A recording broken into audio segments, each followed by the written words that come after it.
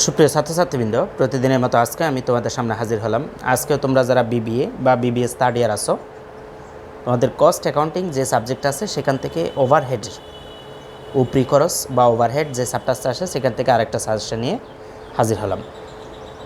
তো আজকে সাজেশনটা সলভ করার আগে আমি তোমাদের এই প্রশ্নটা একটু পরিচয় করাই দিব। প্রশ্নটা হয়তো বা একটু বুঝলে তোমরা অঙ্কগুলো খুব সহজে সলভ করতে পারবা। খেয়াল করো, the following estimates for the year ended 31st December 2015 relate to the Department of Rupali Limited. Factory overhead টাকা 45,000, variable factory overhead টাকা 4.50 per machine hour, 18,000. During the period, annual production was 90% of the estimates and actual factory overhead accounted to টাকা 1,13,000 13,000 তিনটা zero কিন্তু এদিকে আছে, খেয়াল করো।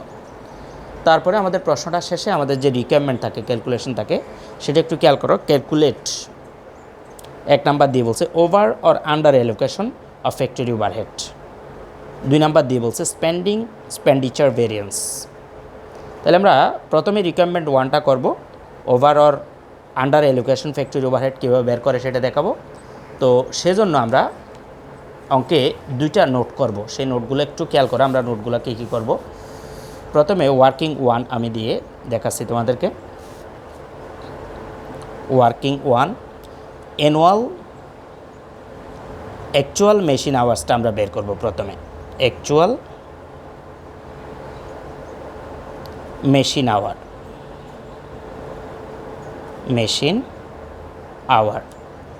কীভাবে বের করব?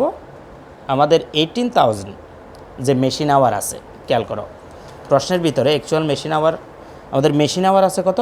18,000. During the period annual production was 90% of the estimates and actual factory overhead accounted to টাকা 1,13,000. আমাদের যে 90% এস্টিমেট যেটা আছে, এই মেশিন আওয়ারকে সেই 90% দ্বারা গুণ দিলে আমাদের অ্যাকচুয়াল মেশিন আওয়ারটা বের হয়ে যাবে। তাহলে আমরা অ্যাকচুয়াল মেশিন আওয়ারের জন্য আমাদের টোটাল মেশিন আওয়ার কত? 18,000, সেটাকে আমরা 90% দ্বারা গুণ করব। আমরা 18,000কে অর্থাৎ 18,000কে ক্যালকুলেটারে যদি 90% করি তাহলে আমার হয় 16,200 আওয়ার্স। 16,200 আওয়ার্স। ওকে, তারপরে আছে ফিক্সড ফ্যাক্টরি ওভারহেড। খেয়াল করো, ফিক্সড ফ্যাক্টরি ওভারহেডটা বের করব। এটা হবে ওয়ার্কিং 2, W2 মানে ওয়ার্কিং 2, W1 মানে ওয়ার্কিং 1। ফিক্সড ফ্যাক্টরি ওভারহেড সেটা হবে আমাদের টোটাল যে ফিক্সড ওভারহেড আছে, খেয়াল করো টোটাল ফিক্সড ওভারহেড কত আছে? ফ্যাক্টরি ওভারহেড টাকা 45,000, সেটাকে আমাদের মেশিন আওয়ার যেটা আছে, মেশিন আওয়ার 18,000 দ্বারা ভাগ করলে আমাদের ফিক্সড ফ্যাক্টরি ওভারহেড বের হয়ে যাবে। তাহলে আমরা আমাদের ফ্যাক্টরি ওভারহেড 45,000, এই টাকাকে আমরা মেশিন আওয়ার দ্বারা ভাগ করব। আমাদের মেশিন আওয়ার আছে কত? 18,000। তাহলে 45,000কে আমরা যদি 18,000 দ্বারা ভাগ করি, 45,000 ভাগ 18,000, তাহলে হবে 2.50 টাকা,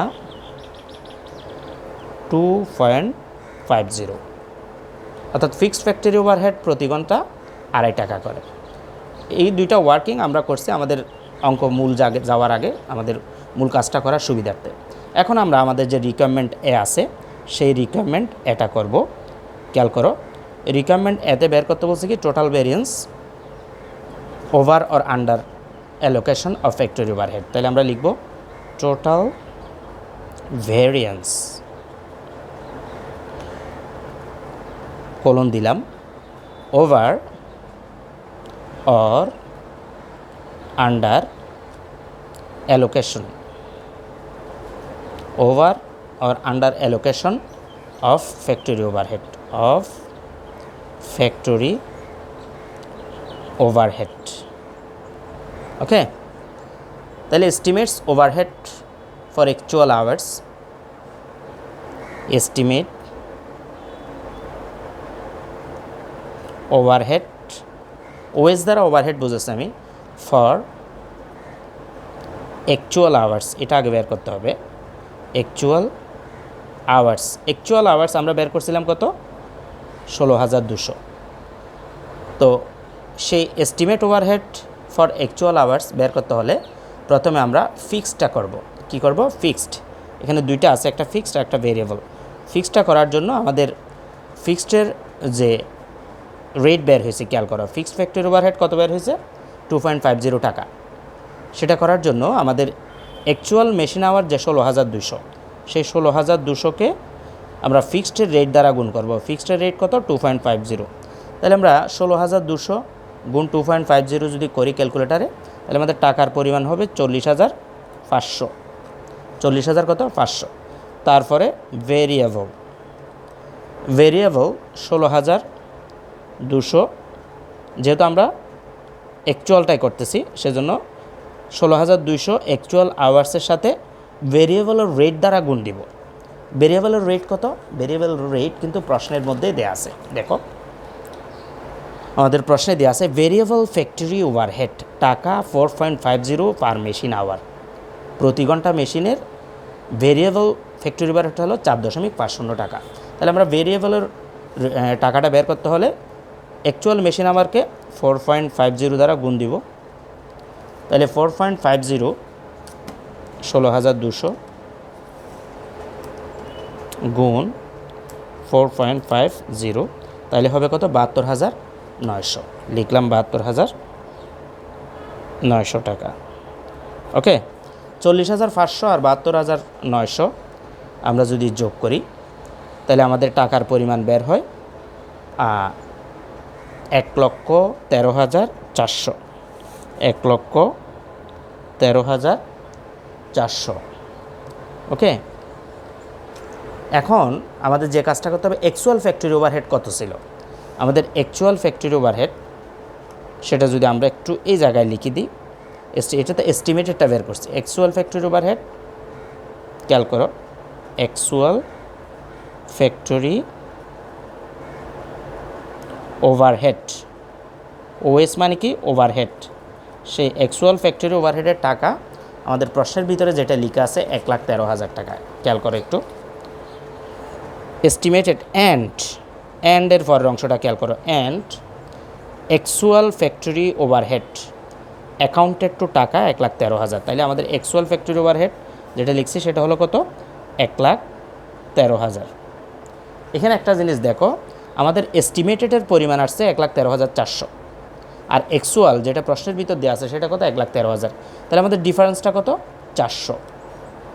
আমাদের এস্টিমেটেডের পরিমাণটা যেহেতু বড়, এস্টিমেটেডের পরিমাণটা যদি বড় হয়, যে ভ্যারিয়েন্সটা আছে, যা পার্থক্যটাতে, সেটাকে বলে ফেভারেবল ভ্যারিয়েন্স। সেজন্য এটার পাশে আমি ফেভারেবল অথবা FABOR ফেভার লিখে দিলাম, ফেভারেবল বা ফেভার লিখে দিলাম। আবার খেয়াল করো কথাটা, আমাদের প্রশ্নের ভিতরে যে অ্যাকচুয়াল ফ্যাক্টরি ওভারহেড আছে সেটা তো লিখব, তারপরে এস্টিমেটেড ফ্যাক্টরি ওভারহেডটা লিখব। লেখার পরে দোনোটার আমরা যে ভ্যারিয়েন্স বের করব, সেখানে যদি এস্টিমেটেডটা বড় হয় ফেভারেবল, আর যদি এস্টিমেটেডটা ছোটো হয় আনফেভারেবল। এখন কীভাবে বুঝবো, মনে করো অ্যাকচুয়াল ফ্যাক্টরি ওভারহেড যেটা প্রশ্ন আসে সেটা কত, 1,13,000, আর এস্টিমেটেডের দোনোটা যোগ করে, ফিক্সড আর ভেরিয়েবল যোগ করে আমার যোগফল হলো 1,13,400। এটা এস্টিমেটেডের যোগফল। তাহলে দেখা যাচ্ছে এস্টিমেটেড 400 বড়, 400ই আমাদের পার্থক্য, ভেরিয়েন্স যেটাকে বলি, সে 400 লিখলাম। সেটার পাশে আমরা ফেভারেবল লিখে দিব অথবা F দিয়ে দিব যদি এস্টিমেটেডটা বড় হয়। যেহেতু এস্টিমেটেডটা বড় সেজন্য আমি ফেভারেবল লিখে দিছি বা ফেভার লিখে দিছি।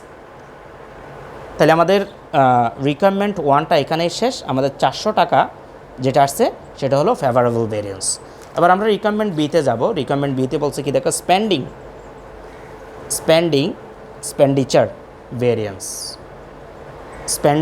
স্পেন্ডিচার ভেরিয়েন্স অর্থাৎ ব্যয় বৈকল্পিক বা ব্যয়ের পার্থক্য বের করতে হবে বলছে। ব্যয়ের বৈকল্পটা কী, পার্থক্যটা কী। তাহলে আমরা রিকোয়ারমেন্ট বিতে যাব। এখন রিকোয়ারমেন্ট বিতে গিয়ে লিখলাম রিকোয়ারমেন্ট বি, লিখে প্রথমে expanding variance, expanding variance. স্প্যান্ডিং variance লিখলাম। প্রথমে অ্যাকচুয়াল ওভারহেডটা লিখব, অ্যাকচুয়াল ওভারহেড। অ্যাকচুয়াল ওভারহেড 1,13,000, ঠিক আছে। এরপর আমরা এস্টিমেটেড ওভারহেডটা লিখব, এস্টিমেটেড ওভারহেড। ওভারহেড ওয়েস সংক্ষেপে লিখছি আমি, কোলন দিলাম, যেহেতু এস্টিমেটেড ওভারহেডটা দুই ধরনের, একটা ফিক্সড আর একটা আছে ভেরিয়েবল। তাহলে ফিক্সড কত? ফিক্সের পরিমাণ প্রশ্নের ভিতরে যেটা দেওয়া আছে 45,000, ওকে, 45,000। তারপরে আছে ভেরিয়েবল, ভেরিয়েবল কত আছে? 16,200। সেই 16,200 যেটা আমাদের অ্যাকচুয়াল মেশিন আওয়ার আছে সেটাকে কি দিয়ে গুণ করব? আমাদের ভেরিয়েবল রেট যেটা 4.50 ছিল, 4.50, অর্থাৎ আমাদের যে রেট এই যে 4.50 ছিল সেটা দিয়ে গুণ করলাম। তাহলে 16,200কে 4.50 দিয়ে গুণ করলে হবে 72,900। এখন তুমি দেখো ফিক্সড 45,000, এই ফিক্সড কোনটা 45,000? এই যে আমাদের ফিক্সড ফ্যাক্টরি ওভারহেড রেট বের করার সময় ওভারহেডকে আমরা মেশিন আওয়ার দিয়ে ভাগ করছিলাম, সেই ওভারহেডটাই হলো ফিক্সড ফ্যাক্টরি ওভারহেড। খেয়াল করো, এই ফ্যাক্টরি ওভারহেডটা এটা কি ফিক্সড নাকি ভেরিয়েবল কিছু উল্লেখ না থাকলে এটা আমাদের ফিক্সড হিসাবে কাউন্ট করতে হয়। সেজন্য আমরা সেই ফিক্সড 45,000 লিখলাম, আবার ভেরিয়েবলটা গুণ করলে বের করলাম 16,200কে 4.50 যেটা ভেরিয়েবল রেট সেটা দিয়ে গুণ করলে 72,900। এখন 45,000 এবং 72,900 আমরা যদি প্লাস করি তাহলে আমাদের টাকার পরিমাণ হয় কত? 1,17,900 টাকা, 1,17,900।